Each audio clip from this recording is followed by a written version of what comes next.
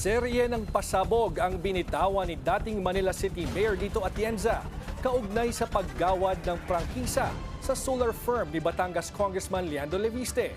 Bukod sa dinoktor umano ang puhunan nito, kinumbinsi din ng kanyang inang si Senator Loren Legarda, si dating Pangulo at ngayon Congresswoman Gloria Macapagal Arroyo. Narito ang Agenda Weekend Report ni Ivy Reyes.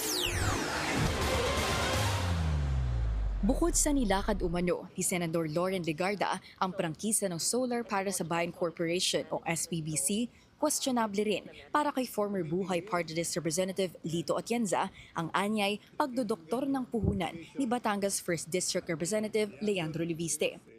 Una nang tinutulan ni Atienza ang pagkuha ng prangkisa ng nasabing kumpanya noong nakaupo pa siya sa Kamara noong 2019 dahil tila nangako umano ito ng langit sa mga Pilipino sa puhunang 1 million pesos. Nang questionin ni Atienza ang halaga, tila bigla umano itong binago sa mga dokumento at ginawang 1 bilyong piso. Tanong ni Atienza, saan kinuha ni Leviste ang 1 bilyong pisong puhunan ng kumpanya para sa franchise application nito? But he was the son of Senator Loren Legarda, who was the one lobbying very strongly for the approval of the application. What is my basis for this? Ako mismo kinausap. Pagkikwento ni Atienza, nakipagpulong daw sa Manila Polo Club si Legarda para kumbinsihin siyang pumayag sa pagbibigay ng franchise.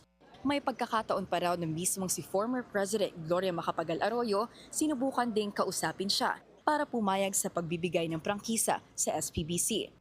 Ani Atienza, produkto raw ito ng puspusang paglobby ni Legarda sa prangkisa ng kumpanya.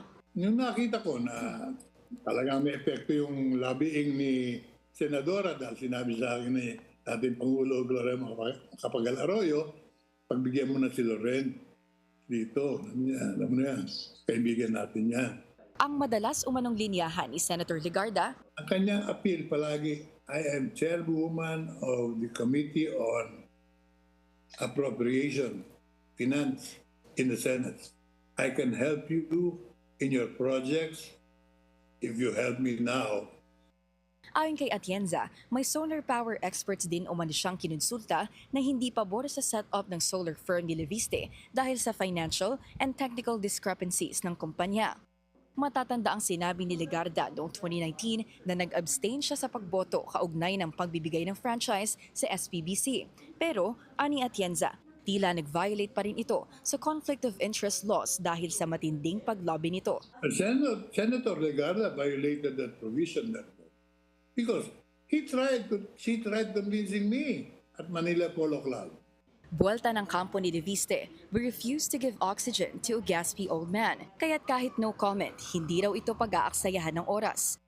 Sinubukan din ng Billionaire News Channel na kunin ang panig ni Senator Legarda pero wala pa itong tugon sa aming mga mensahe. Para sa Agenda Weekend, Ivy Reyes, Billionaire News Channel.